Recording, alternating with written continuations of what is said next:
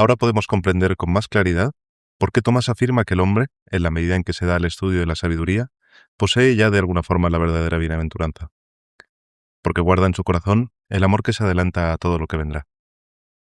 En esta vida, el amor es más perfecto que el conocimiento, porque en ausencia de la presencia de Dios, amándolo, el corazón lo hace presente de alguna manera y se adelanta corriendo hacia él.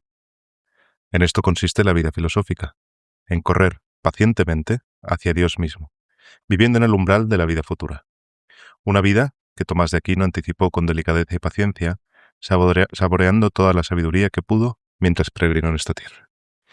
De Rafael Monterde en Un montón de paja, la vida filosófica de Tomás de Aquino. Bienvenidos al Club Dalroy.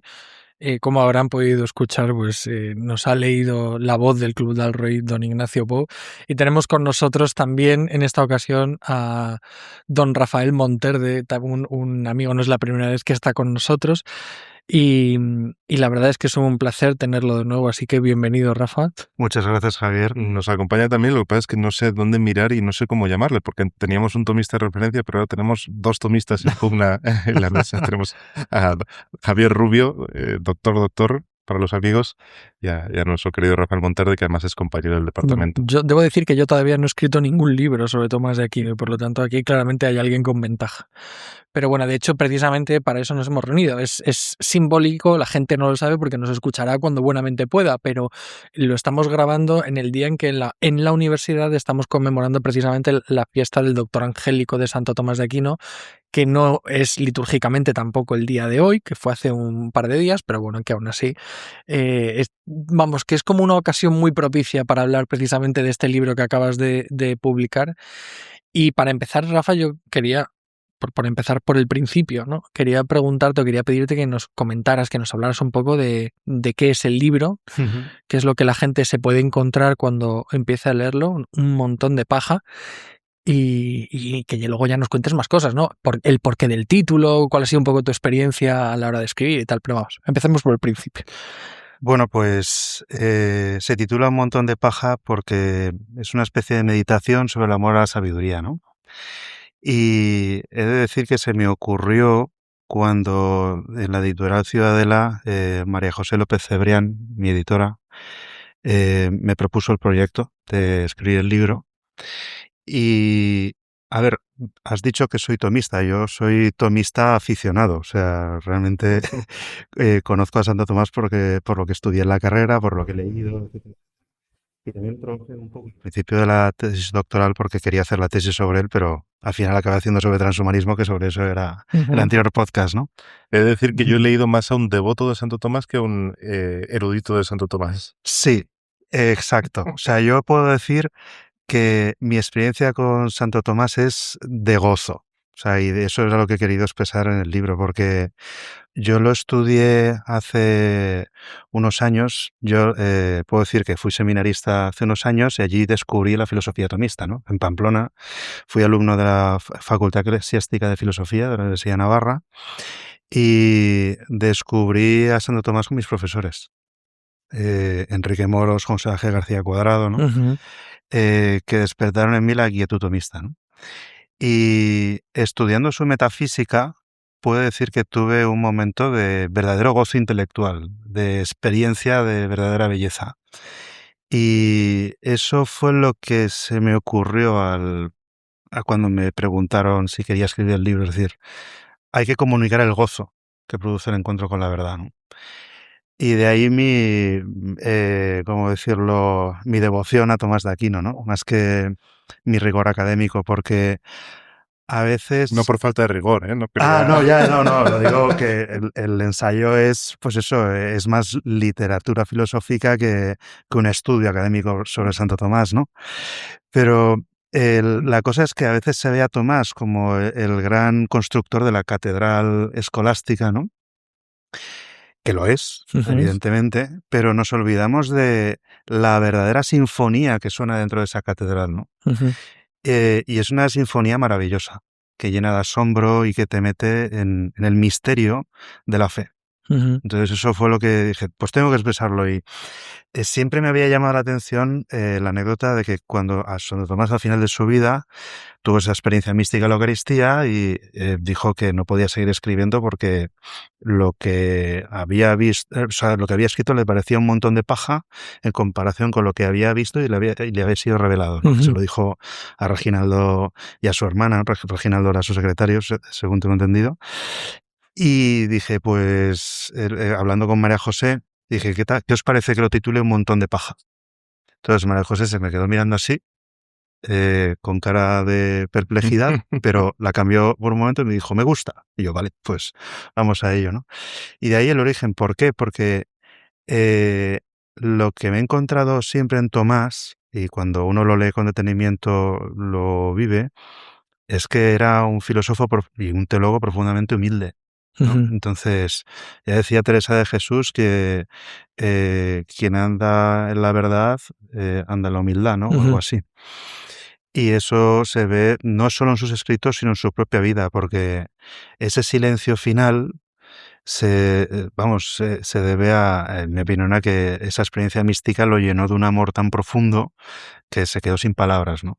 Ujú. Entonces, esa es la cosa. Sí, de hecho, yo creo que esto se lo he escuchado a Leopoldo Prieto, pero bueno, no lo certifico al 100%, pero Tomás de Aquino estaba emparentado con una parte de su familia provenía de Alemania, ¿no? Y otra parte de su familia era italiana. Y en Tomás de Aquino conviven un poco los dos mundos, ¿no? El mundo del pensador analítico, riguroso, que también en ese rigor y en esa capacidad analítica que llamamos escolástica, porque lo es, se encuentra muchas veces un oasis y un refugio en el pensamiento, sobre todo cuando uno está acostumbrado a tratar con pensadores modernos o contemporáneos, pues muchas veces Tomás de Aquino y la claridad conceptual y el rigor lógico y demás, pues es un descanso. Y por otro lado está ese alma de poeta, ese alma literaria también, que compuso en la misa del Corpus Christi, que compuso, y muchos de sus textos, a lo mejor no los más evidentes, no las cuestiones disputadas o no la suma de teología, pero luego sus comentarios a las Sagradas Escrituras, comentarios a los Salmos, comentarios a distintos, incluso a la suma contra gentiles, ¿no? Tiene algunos pasajes que son de un valor poético y literario impresionante, ¿no? Impresionante. Luego, para subrayar el hecho que lo que tú acabas de decir sobre la humildad de Santo Tomás de Aquino solamente en 5 lugares en toda su obra habla de sí mismo en primera persona, como autor de una idea o como responsable de una idea, ¿no? Que dice, bueno, pues yo pienso tal cosa, ¿no? Y lo dice con esta fórmula. Solamente en 5 ocasiones. Y 3 de estas ocasiones están en el mismo artículo, en la misma cuestión, ¿no? En el comentario, la cuestión es disputada sobre la potencia. O sea, esto nos habla de una persona que es un maestro que sabe que él no es el protagonista de lo que enseña ni es el protagonista de lo que transmite, sino que en el fondo sabe que todo es don, ¿no? Y yo creo que esta es la experiencia que se ve reforzada precisamente por esta experiencia mística del final de su vida, ¿no? En el que se da cuenta de que es que no solamente lo que ha recibido es don, sino que es incomparablemente nada en relación con lo que la verdad es realmente, ¿no? Y esto es una maravilla. No sé si nos puedas contar un poco, obviamente en líneas generales, qué es lo que tratas en el libro.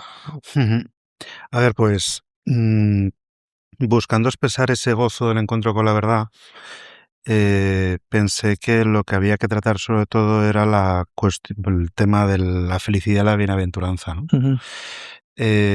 Precisamente para comunicar lo que entiende Tomás como vida filosófica, ¿no? Ujú. Es decir, y por eso dividí el libro en 4 capítulos, que el primero es amar la sabiduría, que me meto en la filosofía griega, ¿no? Platón, Aristóteles, ¿no?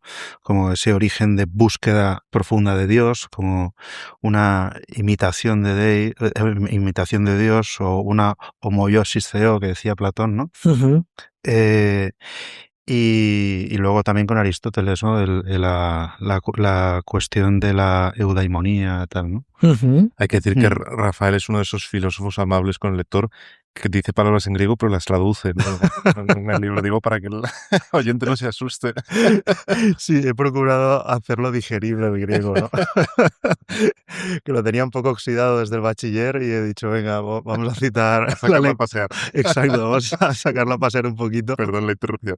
No, nada. Si viene al caso, porque si no, uno dirá que estos son todos latinajos y palabras griegos y no. Intento desgranarlo, ¿no? Sobre todo, esa preocupación por mostrar la lengua original se debe a que el filósofo yo creo que debe aprender a degustar la palabra, ¿no? Ujú. Entonces, las palabras pueden hacerse muy amables si las vas entendiendo, si vas a la etimología, etcétera, Tienen etcétera. una riqueza brutal. Y Claro. se agradece la doble Ujú. referencia, el mostrar el punto de destino y la vía de acceso. Claro. Sí, y que Mm. luego también hay matices, sobre todo en las lenguas antiguas, del latín clásico, del griego clásico, que en el castellano actual se han perdido o que los términos con los que las traducimos inmediatamente no significan exactamente lo mismo. Y por lo tanto yo creo que es muy pertinente muchas veces utilizar el término original convenientemente traducido para expresar una idea de una manera más precisa. Esto sin duda es así. Sí, en ese sentido, por ejemplo, la palabra imitación. Ujú, Para nosotros parece que estamos hablando de una copia, ujú, ¿no? De hacer una fotocopia y dices, pues una copia, ¿qué sentido tiene, no? Pero Platón le da un sentido vital, es decir, estás imitando la vida divina y te estás asimilando a ella, ¿no? ujú, Entonces, por eso Platón habla tanto de la elevación del alma, ujú. porque participas de la vida de Dios y esa vida te va haciendo más semejante a Él, ¿no? Que después, eso lo trato en el segundo capítulo, es lo que los padres de la Iglesia tomaron de la tradición platónica para hablar de la imitatio Christi, ¿no? Es decir, al final la verdadera sabiduría cristiana, y por eso hablo del rostro de la sabiduría en el segundo capítulo, es eso, imitar a Cristo, porque imitando su humanidad asimilas su divinidad, ¿no? Te vas asemejando más a ella. Entonces, lo de la vida filosófica va por aquí, es decir, la potencia que tiene la vida humana está en que Dios ha dejado una huella, una imagen, ¿no? Que el tema de la imagen también es muy importante, tan profunda que puede no devolverle al ser humano su dignidad, sino recordársela. Ujú. Es decir, y eso me parece que tanto en la filosofía académica como en el debate filosófico actual lo tenemos bastante olvidado. Es Sí, decir, la vida filosófica es una vida muy profunda. O a sí. veces no es solo Un un trabajo quedar. intelectual, sí. Claro, o no es una abstracción. Nos hemos quedado con que pensar es abstraer, pero es un abstraer que es vida, ¿no? Y en cierto modo la vida contemplativa heredada por la tradición monástica occidental bebe de eso, de que eh, podemos vivir la misma vida que Dios precisamente porque es un don. Ujú. O sea, y ese es el gozo, ¿no? Ujú. Esto introduce un elemento que yo creo que es capital para entender el registro en el que Tomás de Aquino y en el que nosotros estamos hablando de sabiduría, no como un ejercicio puramente racional en el sentido más moderno de la palabra, como un ejercicio abstractivo, puramente intelectual, sino con algo que supone un vínculo inmediato con la realidad de las cosas y a través de la realidad de las cosas con aquel que las ha hecho, ¿no? Y por lo tanto es un compromiso, es un camino de responsabilidad frente al regalo que hemos recibido de la creación, ¿no? Y por lo tanto el sabio del que vamos a hablar no es una persona erudita, ¿no? Antes he utilizado, Ignacio, la palabra. No, En el sentido. o no necesariamente erudita.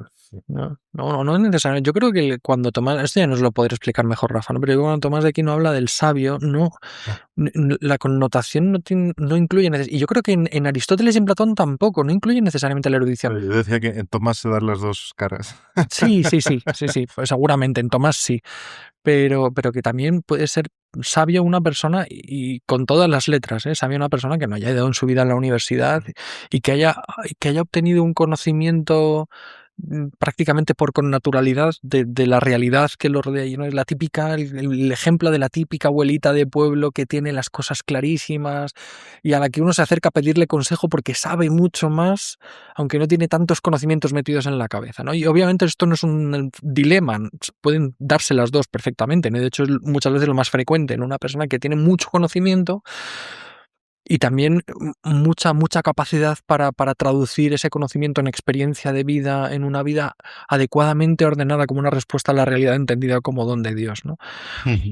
pero la distinción es clara. No estamos hablando del sabio como el que sabe mucho o muchas cosas, ¿no? Sino como el que sabe bien, quizá. ¿no? Y sabe vivir bien. Efectivamente. El que sabe bien y el que sabe amar lo bueno y por lo tanto el que vive con una determinada forma de compromiso con lo real, ¿no? Y este es el registro en el que se mueven Platón y Aristóteles, ¿eh? O sea, esto es yo creo que absolutamente innegable. Sí, de hecho, hablando de lo de que sabiduría no equivale a erudición, pero están relacionadas, ¿no? Porque una buena erudición orientada hacia la verdad, el bien y la belleza conlleva una vida fecunda, ¿no? Tomás de Aquino, lo sabéis vosotros mejor que yo, cuando habla del don de la fe y lo compara con la sabiduría de la razón natural, dice que la fe de alguna manera nos ahorra el trabajo de realizar todo ese trabajo fatigoso del erudito.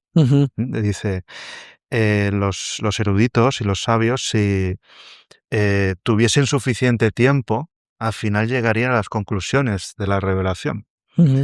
Y el que en esta vida pues cree de manera sencilla, vive tanta o más sabiduría que el erudito. ¿no? Entonces, eso también te da una señal de el valor que da Tomás a la fe.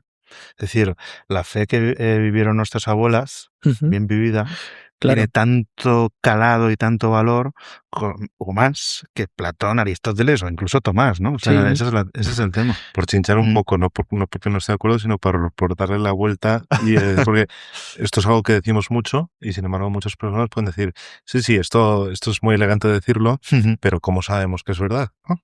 Es decir, ¿qué me lleva a afirmar que no necesito hacer el trabajo de pensar porque la fe me lo soluciona? Que sería la traducción que podría hacer muchas personas de esa visión de la sabiduría. Ahí está el riesgo del fideísmo. ¿no? Pero yo creo que de hecho no se da precisamente porque la fe acogida de esta manera, por supuesto, se puede caer en el fideísmo y muchísima gente ha caído por ahí, ¿no? Pero la fe acogida de esta manera por la mediación muchas veces de la Iglesia y por lo tanto por la encarnación de los contenidos de la fe en personas concretas, se recibe no como un contenido doctrinal solamente, sino como una doctrina anclada que ilumina tu vida, que ilumina tu experiencia.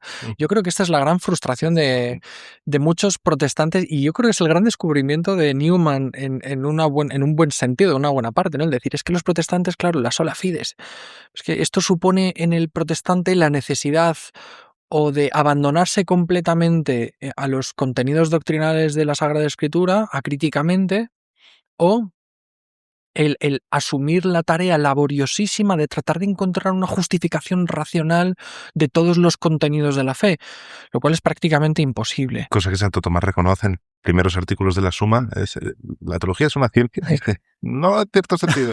Una ciencia en cuanto que es una participación de la ciencia divina. Y es más deseable que la ciencia de las cosas menores. Efectivamente. Y claro, y Newman dice, pues es que esto no es necesario. ¿Por qué? Porque es que en la Iglesia Católica hay una mediación, ¿no? Que es una mediación de una pues de una realidad de hombres, un grupo de hombres y de mujeres que a lo largo de toda la historia han ido asumiendo y han ido masticando y han ido encarnando estos contenidos de fe en su propia vida y transmitiéndolos, ¿no? A lo largo de una tradición. Y por lo tanto la viejecita de pueblo de la que estamos hablando, la abuelita de pueblo de la que estamos hablando, no tiene que asumir acríticamente unos contenidos doctrinales. ¿Por qué? Porque él tiene al cura de su parroquia que hace la labor de pues eso, vamos a decir, no digo de pensar por ella, ¿no? Pero darle las cosas más masticaditas, de forma que ella sea capaz de traducirlo en su propia vida y de verificarlo inmediatamente en su propia vida.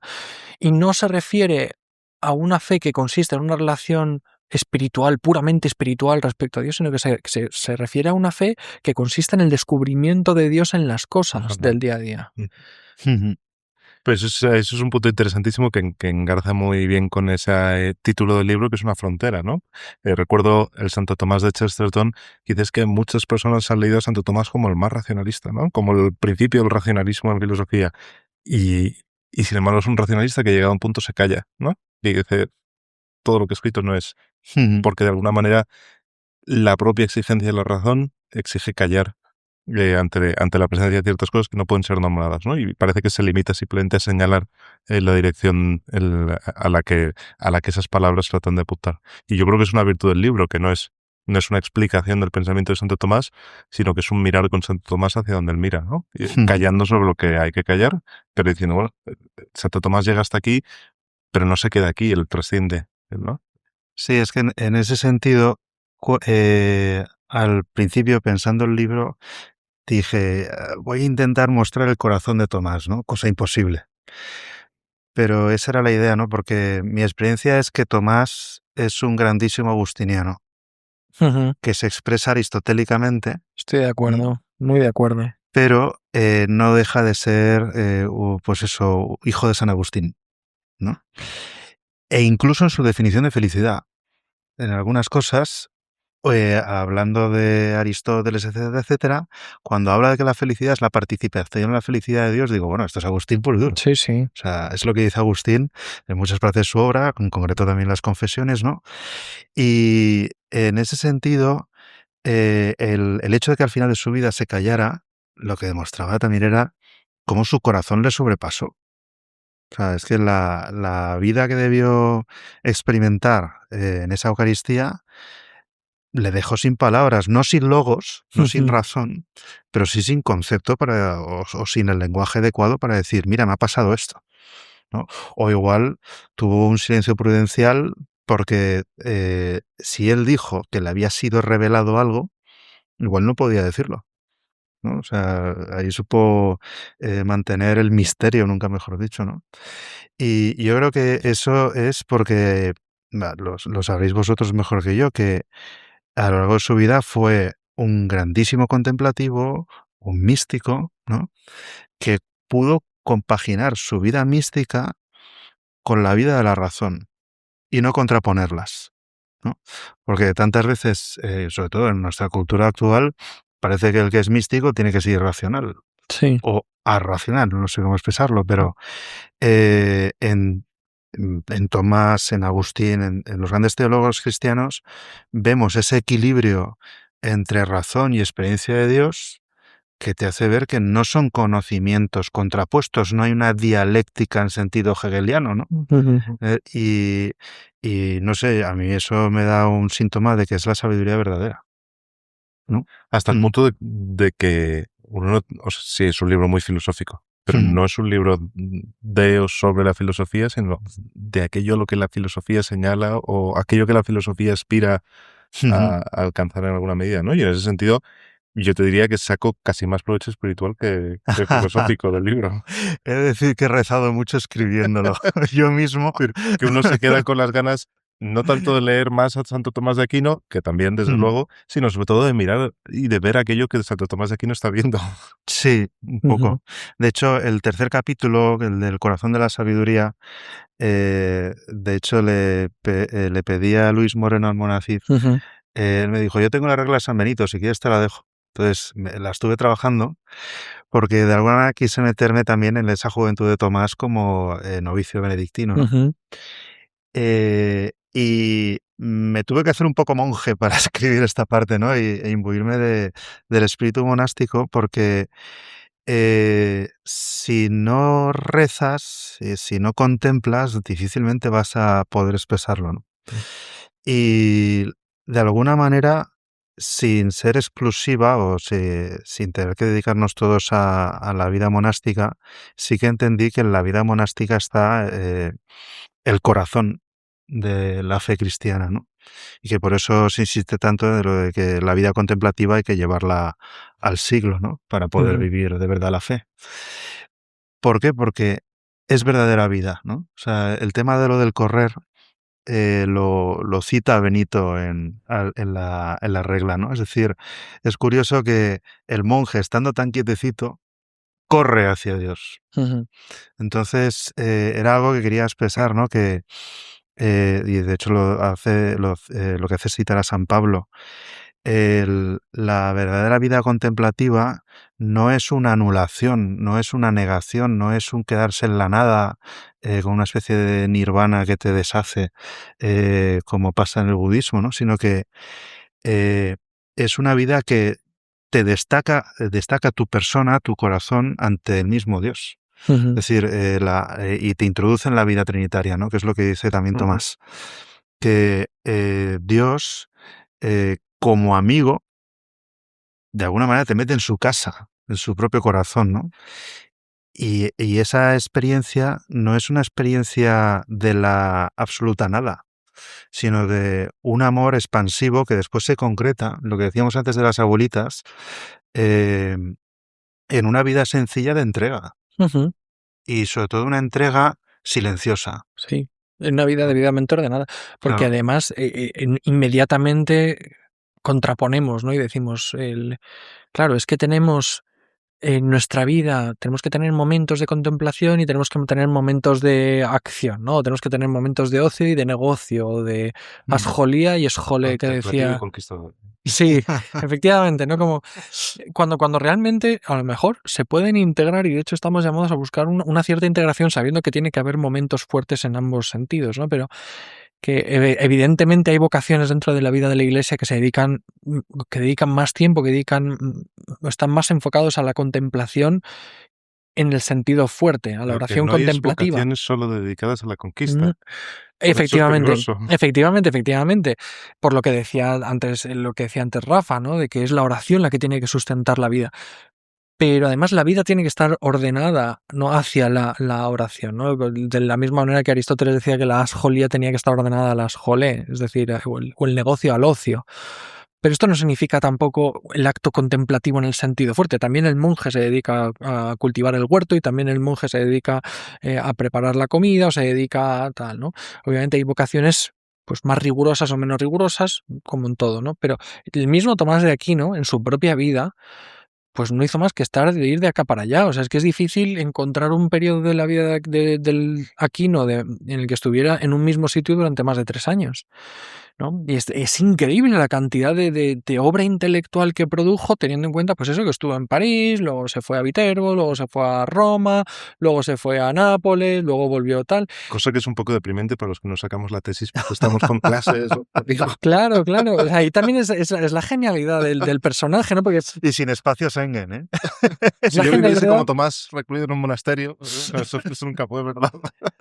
Es verdad que Tomás de Aquino no tenía móviles, no tenía móvil, eso era ni ordenador, y por lo tanto seguramente perdía mucho menos tiempo. Pero también sucede con San Buenaventura contemporáneo de Tomás de Aquino, que fue general de la orden, y siendo general de la orden, encargándose de la gestión de todos los problemones, además que tenían la orden de los frailes menores, de los franciscanos, fue capaz de sacar adelante textos absolutamente maravillosos de los que podemos gozar y leer hoy en día. Y Tomás de Aquino, mucho más. Tomás de Aquino recibió el proyecto de fundar una universidad en Roma, ¿no? Y él estuvo ahí en el momento de la fundación, en Santa Sabina, y de hecho, y fue el momento donde él escribió la Suma de Teología. O sea, que uno dice, era un hombre de contemplación, era un hombre de acción, y él no había ni incoherencia entre estos dos estilos de vida, ni muchísimo menos, ¿no? Estaba todo adecuadamente ordenado, precisamente porque él tenía el hábito de la sabiduría, ¿no? Del saber sustentar todo en lo verdaderamente importante y luego el atender a la realidad como debe ser atendida. Eso es. Más que el simplemente dedicarse al ejercicio especulativo, ¿no? Pensamos que es que el ocio filosófico es sentarme ahí en el sillón a leerme un libro de filosofía. Digo, pues yo eso es un placer del que hace muchos años que no puedo gustar, ¿no? La filosofía entre pañales, ¿no? Efectivamente, estamos en otro periodo de la vida filosófica, claramente. Filosofía encarnada, nunca mejor dicho, Efectivamente. ¿no? Ahí nuestro querido Fabrice Catjat nos ha hecho un gran favor. Nos ha hecho un gran favor y nos ha ayudado a... Padre de 4 hijos. Que no seremos filósofos sistemáticos, pero que podemos ser sabios. Efectivamente. Y no sé si son 9. 9, 10, creo, ¿no? Algo así. Sí. Y luego tú terminas el libro hablando precisamente de la famosa misa, ¿no? De Tomás de Aquino. Sí, exacto. Sí, porque me pareció, bueno, aparte de asombroso y maravilloso, dije, joder, dio en el clavo de lo que es la sabiduría cristiana, ¿no? Es decir, el que come mi carne y bebe mi sangre tiene vida en mí y yo en él, ¿no? Es decir, y eso es lo que le hace al sabio o al intelectual cristiano darse cuenta de que sin vida sacramental no hay verdadera vida. ¿no? Es decir, uno puede darse a la contemplación, a la especulación, a la erudición, todo lo que quiera, pero si no se pone, si no se pone delante de este misterio, que es el que lo deja callado y el que de verdad lo alimenta, no se anticipa a la verdadera sabiduría realmente, ¿no? Y Tomás, que tuvo esta intuición a lo largo de toda su vida, al final la vivió, ¿no? Entonces, de alguna manera, el hecho de que Tomás guardara silencio al final de su vida después de esta experiencia, yo creo que es una invitación a la Eucaristía.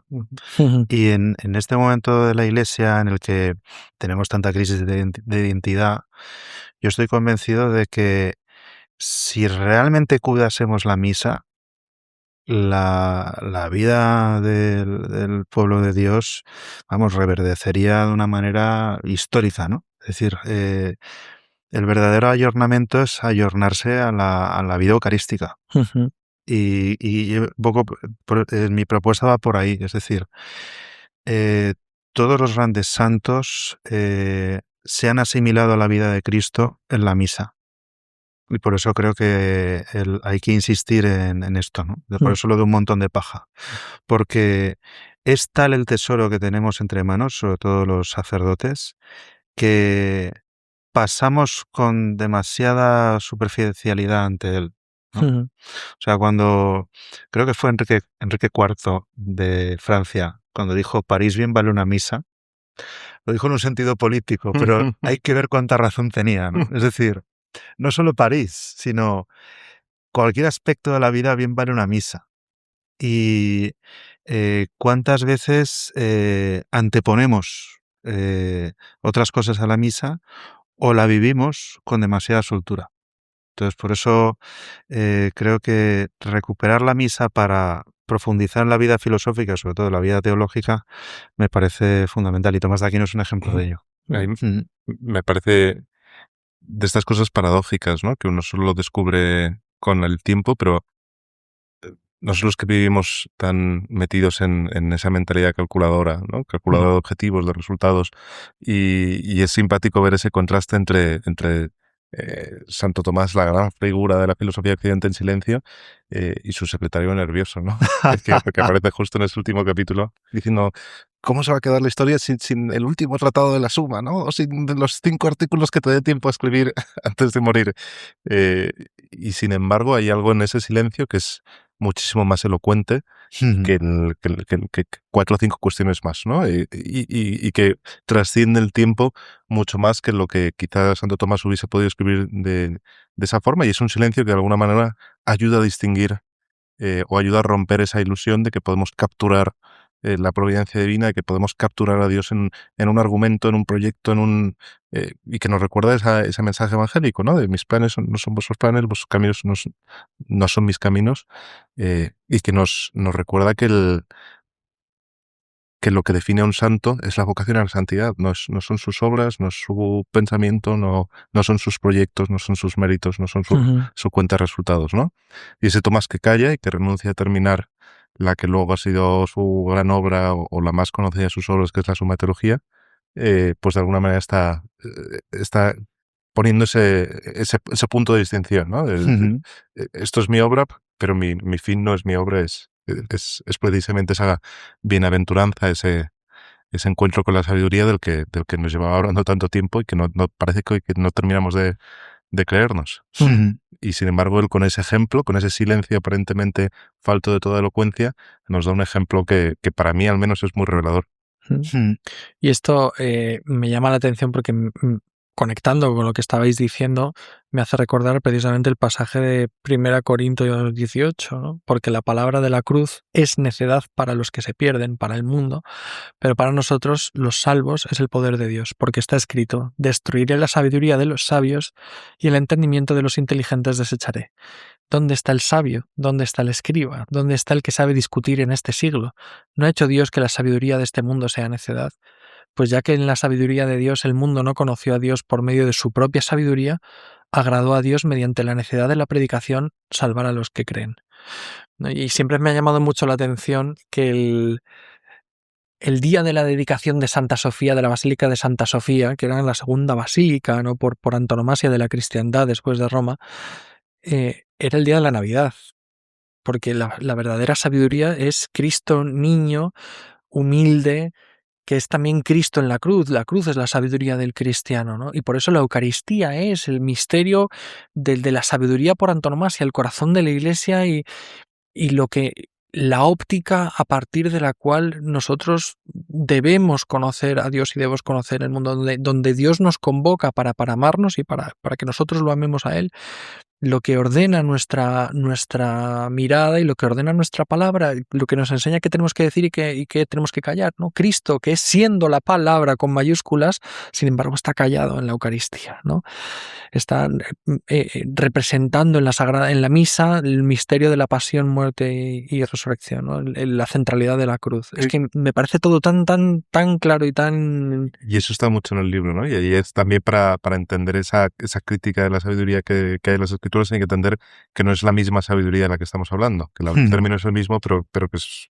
Claro, es la un sabiduría, analogado. la Una es sabiduría la sabiduría del mundo. mundo y otra es esa sabiduría paradójica del niño de Belén y del rostro de María, ¿no? Que también trabajas mucho la figura de María de una manera preciosa. Sí, es que ahí me tomé una licencia teológica y literaria bastante Bueno, además, Santo Tomás importante. es conocido por ser el enemigo de la Virgen María. Para quienes no le conocen. Dios mío, Dios mío. Para quienes no le conocen, digo. Pero es de las pocas anécdotas que se conocen. Dios mío, la orden de predicadores que es orden mariana por antonomasia, ¿eh? Fue duro con el dogma de la Inmaculada, pero vamos, estoy convencido de que debió ser tan mariano o más que San Buenaventura o que los franciscanos, ¿no? Pero... No me meto en comparaciones que son peligrosas. Sí. Luego te encuentras con los santos en el cielo y... ¿Tú qué dijiste de mí, eh? Sí. Además dijo que era mediadora de todas las gracias, ¿no? Efectivamente. Sí, pues el destacar la figura de María, no sé, es que para mí ese es fundamental para un católico, ¿no? O sea, sobre todo porque de alguna manera creer en Cristo es creer en la palabra de María, ¿no? Y en la que de verdad conoció la sabiduría fue ella, porque se encarnó en ella, ¿no? Entonces yo lo que me pregunto un poco en el libro es cuánta debía ser la belleza de María para que el mismo Dios se enamorase de ella. Y con esto juego un poquito, ¿no? Porque me dirá, te estás metiendo en dogmas un poco curiosos, ¿no? Un poco importantes. Y ahí juego con la idea de la imitación diciendo que Dios quiso imitar a María para introducirse en su creación, ¿no? Es decir, al tomar la carne de María para encarnarse, quiso ser como ella, ¿no? Un poco.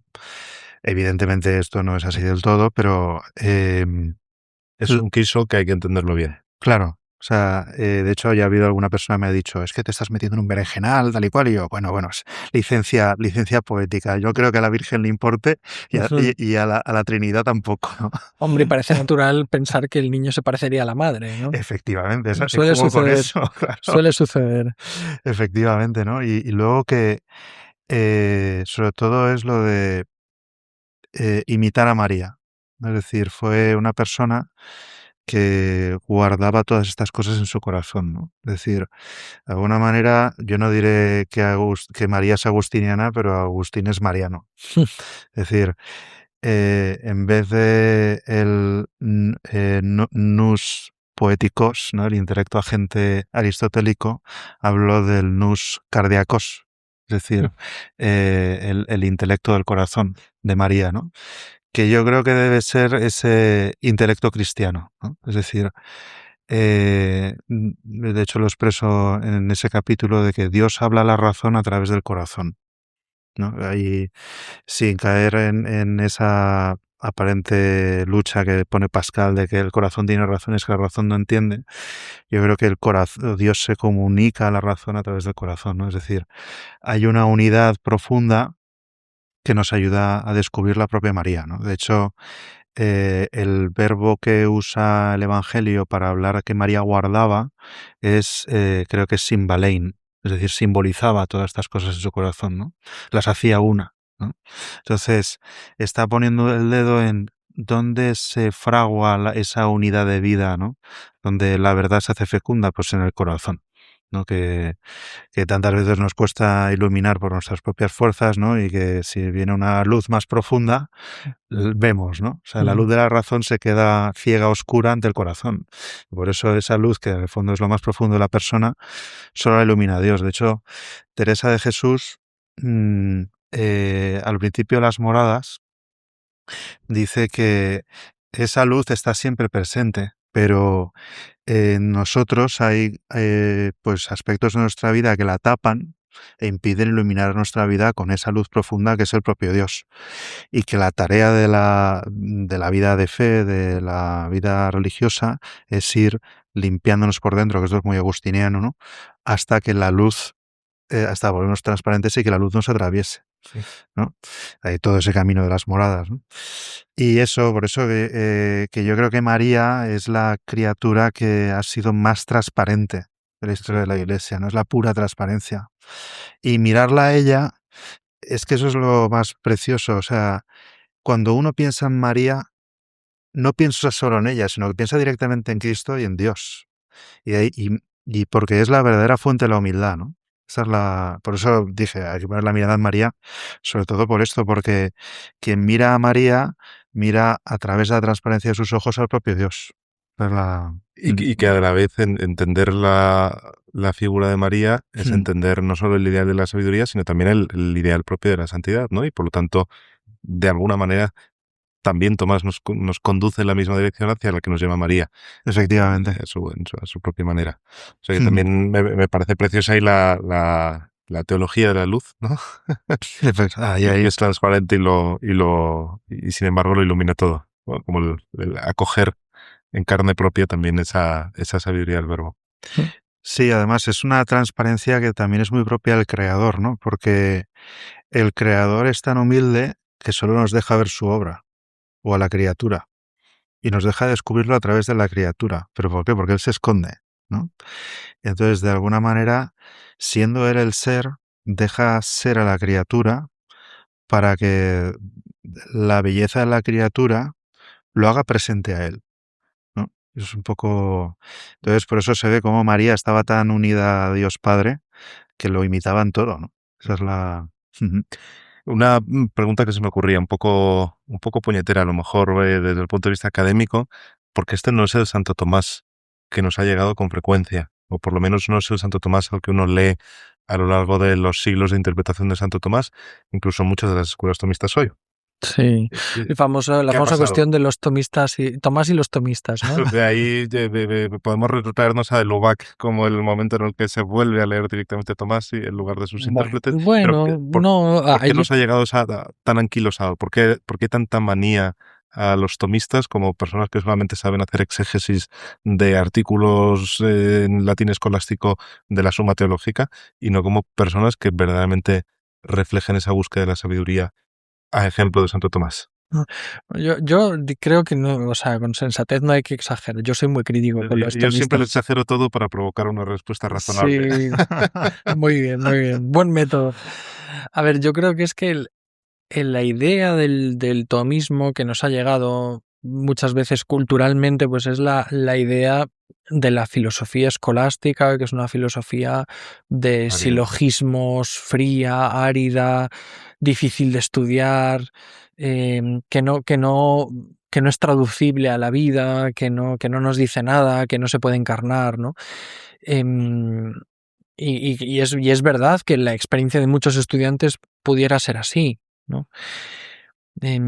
Claro, luego uno compara el método escolástico con otros métodos filosóficos, digo, pues no sé si hay alguien que haya leído a Hegel o haya leído a Marx, digo, pues a lo mejor la experiencia de la filosofía escolástica no resulta tan mal parada en la comparación, ¿no? Pero Hegel era profundamente claro, ¿verdad? Marx tampoco es buena idea. Demasiado. Y es verdad, por otro lado, la crítica muy adecuada que hace el filósofo alemán Heidegger al todo el proceso de formalismo de la filosofía a lo largo de la historia de Occidente, que buena parte de razón tiene, ¿no? Hemos tratado de encerrar verdades muy profundas y muy potentes en fórmulas, ¿no? Ahí me dio mucha luz un episodio que hicisteis sobre Santa Hildegarda. Sí, con el gran Miguel Escobar, sí.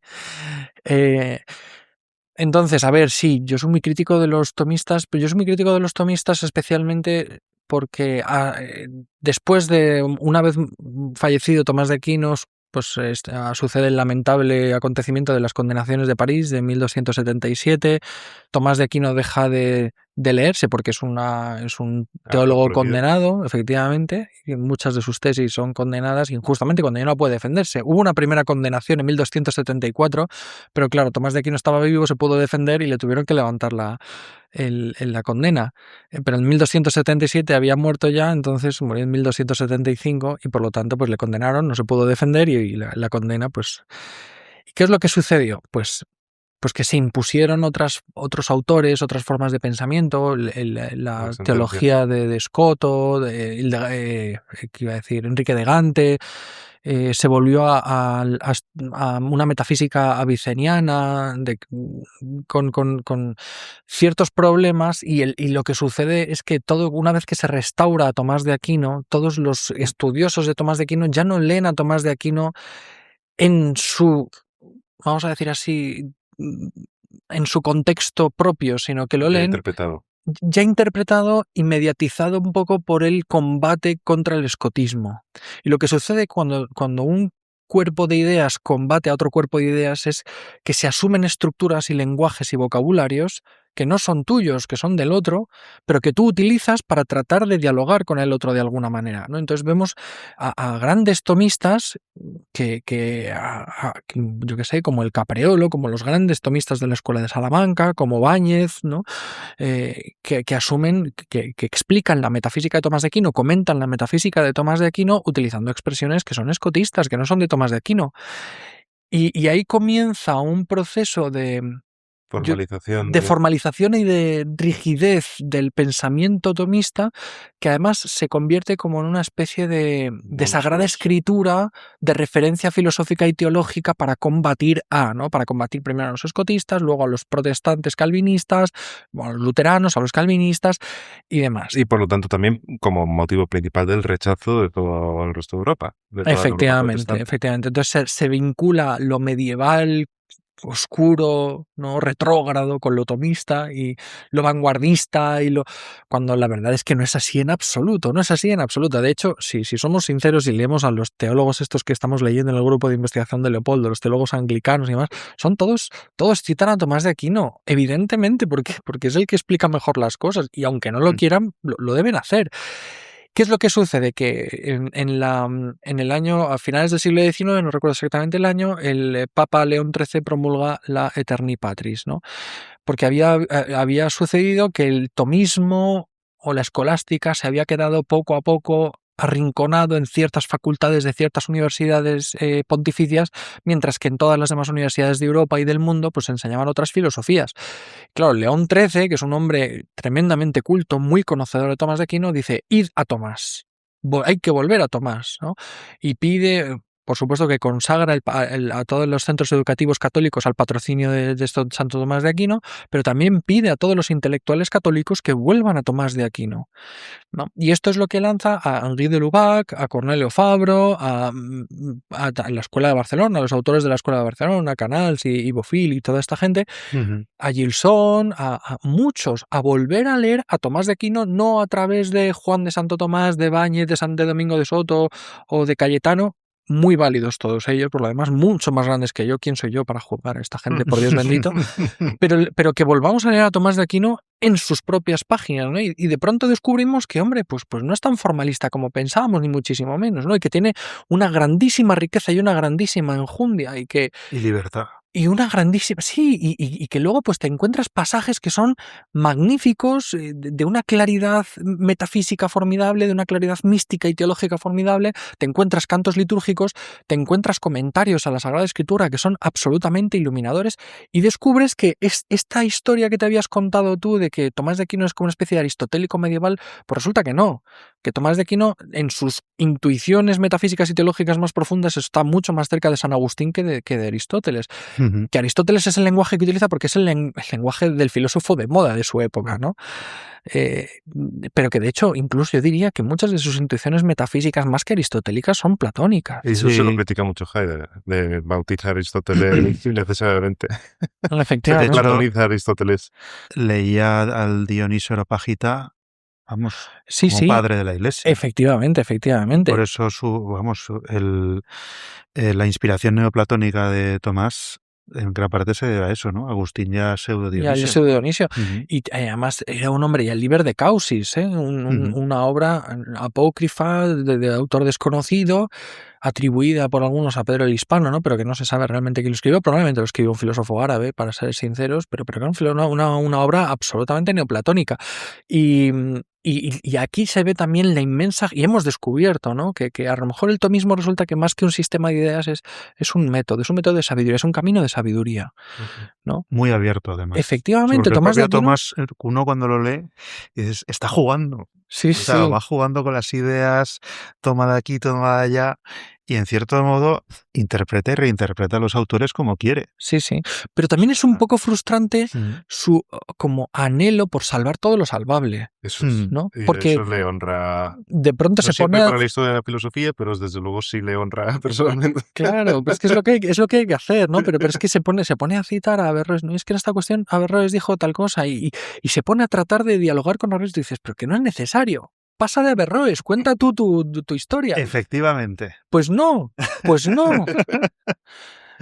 Es un autor tremendamente generoso. Y no solamente generoso, sino que además parece estar, o al menos a mí me llega por muchos sitios, un renacer de los estudios en la filosofía de Santo Tomás de Aquino y en la teología de Santo Tomás de Aquino en sitios tan insospechados como Estados Unidos, donde había una tradición analítica muy fuerte, pero de repente el tomismo parece que está suscitando un interés desde hace varias décadas muy interesante. Y luego también en las aulas de estudiantes de grado, donde Javier tiene un seminario en el que está leyendo la Suma Teológica con alumnos de grado. Sí, y son además ¿Cómo es la 15 alumnos. Pues es estupendo porque... ¿Qué cara ponen cuando se enfrentan por primera vez a los textos de la Suma? Les encanta, yo creo que les encanta la sensación de decir, es que no es tan difícil de entender. Y es verdad que para algunas cuestiones y sobre todo para captar ciertos términos y lo que Tomás de Aquino quiere decir, pues evidentemente nos separan 1000 años de historia, es a veces hablar un registro que puede ser complicado, ¿no? Entonces, bueno, casi 1000, no 1000, pero... y entonces es verdad que hay que hacer una traducción, pero cuando vamos pasando y van viendo ellos la claridad y la rotundidad y la potencia de lo que dice Tomás de Aquino, sí, y que no huye de ninguna cuestión, me hace mucha gracia porque cuando empezamos a ver toda la primera parte, ¿no? del parece que no, toda la primera parte. Claro, ellos están así son como... objeciones reales. Claro, ¿no? Objeciones que tú dices, están apurados diciendo, pero ¿cómo va a poder responder a esto? ¿No? Y tú dices, no, es que lo va a lograr, ya verás cómo lo va a lograr, lo va a conseguir, ¿no? Y luego cuando llegamos a la parte del responde, a la parte de la respuesta a las objeciones y demás, claro, es que les explota la cabeza. Es que además la capacidad analítica, cómo no deja ninguna cuestión abierta, cómo va cerrando absolutamente todo, la facilidad con la que cita la Sagrada Escritura, San Agustín, Averroes, Avicena, o sea, el conocimiento enciclopédico que tenía Tomás de Aquino de la tradición filosófica. Pero sobre todo, cómo ven una traducción inmediata. O sea, es que son ellos mismos los alumnos los que dicen, claro, y el otro día salió la cuestión del transhumanismo. Estábamos hablando sobre la unidad entre cuerpo y alma, ¿no? En la cuestión 76, si me lo recuerdo, de la primera parte. Y dicen, claro, y los transhumanistas dicen esto, y que es precisamente el argumento que está contradiciendo Tomás de Aquino. Sí, justo, efectivamente. O sea, ellos ven las aplicaciones, que no es un pensamiento que se ha quedado atrapado en las fronteras del siglo XIII, sino que tiene una traducción clarísima, inmediata en el día a día. Yo de vez en cuando estoy tratando de investigar y procrastino, pero no quiero procrastinar demasiado, de vez en cuando me meto a ojear a ver qué encuentro. En la Suma. Sí. Me he encontrado alguna clave interesante para mi tesis doctoral en artículos completamente insospechados. ¿Es pecado la adivinación? Claro, sí, esto pasa mucho, ¿no? argumentos de Santo Tomás que dices, ¿cómo es posible que este señor haya respondido a esto? Sí, es que a veces tiene frases prodigiosas concluyendo un artículo porque la deja caer ahí y de ahí va. Y Sí, te sí. da, sí, sí. Claves hermenéuticas casi del propio Tomás. Ujú. ¿No? Pues sí, de todas formas, tenemos que ir cerrando, pero antes de concluir el episodio, yo quería que nos dijeras, si tú, a una persona que se va a leer tu libro, si tú quisieras decirle que se fije en dos cosas, o que dos ideas importantes, dos o tres ideas importantes, y que tú creas que hayas descubierto qué es lo que de verdad vale y en lo que merece la pena fijarse, o tomar como criterios para acercarse a la lectura de tu libro, ¿qué nos comentarías? Bueno, yo señalaría tres cosas, ¿no? Uno, que la vida filosófica y el amor a la verdad es una experiencia gozosa, que te puede llenar de gozo, ¿no? Y como dice Tomás, de alguna forma anticipas la verdadera bienaventuranza, es decir, quien se dedica a la búsqueda de la sabiduría está anticipando el cielo aquí, ¿no? Sin caer en utopías y casi como remedio a la desesperanza actual. Luego, hay una cuestión relacionándolo con San Pablo, en la que San Pablo dice que toda la ciencia desaparecerá, el conocimiento desaparecerá, pero el amor permanecerá, ¿no? En Corintios. Pues, en cierto modo, creo que la clave del libro es esta. Es decir, desaparecerá nuestra ciencia, desaparecerá el conocimiento, pero no desaparecerá el amor porque el amor es lo perfecto en esta vida, ¿no? Entonces, Tomás tiene una afirmación que dice, es posible amar una cosa perfectamente aunque no sea perfectamente conocida, ¿no? Entonces, aquí la clave está en que lo que lleva el conocimiento a su perfección, lo que lo conduce hacia la plenitud es el amor, Efectivamente. porque el amor es lo que anticipa lo que vendrá, ¿no? Y es más, es que también te ayuda a entender lo que es la fe, ¿no? Porque muchas veces queremos desgranar el misterio de Dios, descifrarlo como si fuera un enigma, ¿no? O un problema. Y no, o sea, lo que ahora conocemos de Dios es su amor. El conocimiento vendrá al final, eso es el juicio, ¿no? Entonces, Dios ahora ha querido que conozcamos su amor y que conozcamos a través del amor. Y la ciencia vendrá al final. Entonces, eso también, en un contexto, en una cultura en la que parece que hay tanta gnosis, ¿no? Pensamos que la ciencia es lo que salva. Nos encamina un poco hacia esta humildad intelectual, ¿no? Es decir, y en un contexto académico también, ¿no? Nos venimos muy arriba con la vida intelectual, la vida académica, qué tal van los Q1 y todo esto, ¿no? Y dices, no, no, no.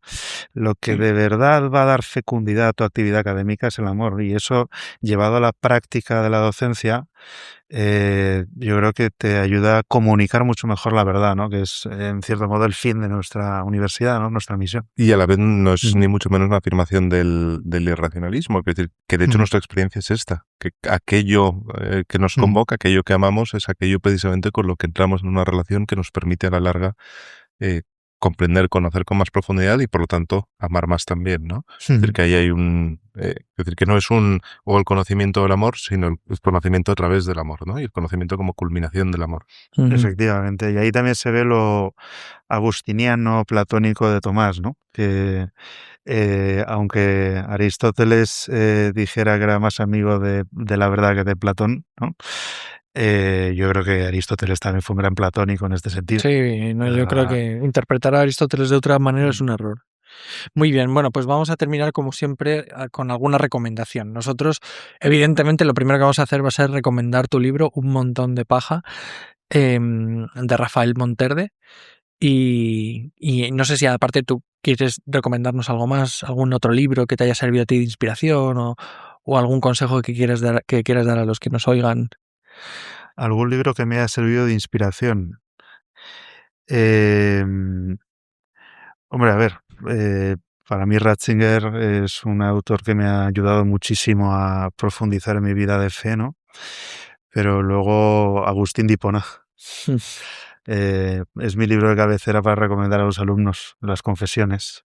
Muy bien. Porque en las confesiones es donde se ve claramente que la vida intelectual y la vida concreta son una, ¿no? Muy bien. Esa es la... Muy bien. No sé si tú quieres recomendar algo. Yo voy para la gente que esté interesada en profundizar un poco más en Tomás de Aquino o en tener una introducción a la filosofía amable, a la filosofía de Tomás de Aquino, yo recomiendo las 12 lecciones de introducción a Tomás de Aquino en 12 lecciones de Joseph Piper. Luego el de Vida y obra de Tomás de Aquino de Jean-Pierre Torrel, no me acuerdo exactamente el título, pero vamos, es Hay algo una así. biografía novelada de Luis de Gaulle. Sí, de Luis de Gaulle, La luz apacible, que está muy bien, es una Sí, buena eso es semblanza. simpática. Sí.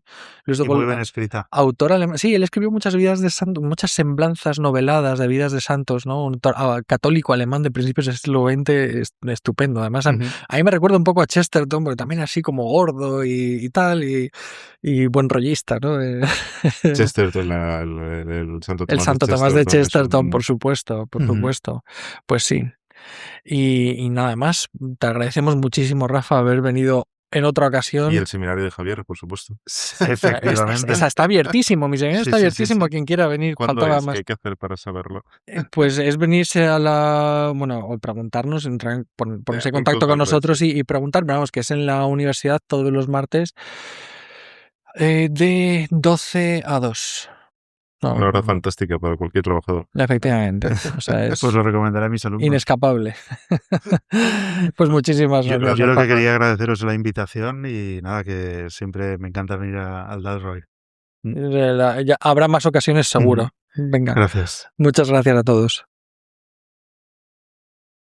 Queridos amigos del Club Dalroy, muchas gracias por escuchar este episodio. Os animamos, si no lo habéis hecho ya, que os suscribáis a nuestros canales en Spotify, en YouTube, donde pronto empezaremos también a publicar algunas entrevistas y contenidos interesantes.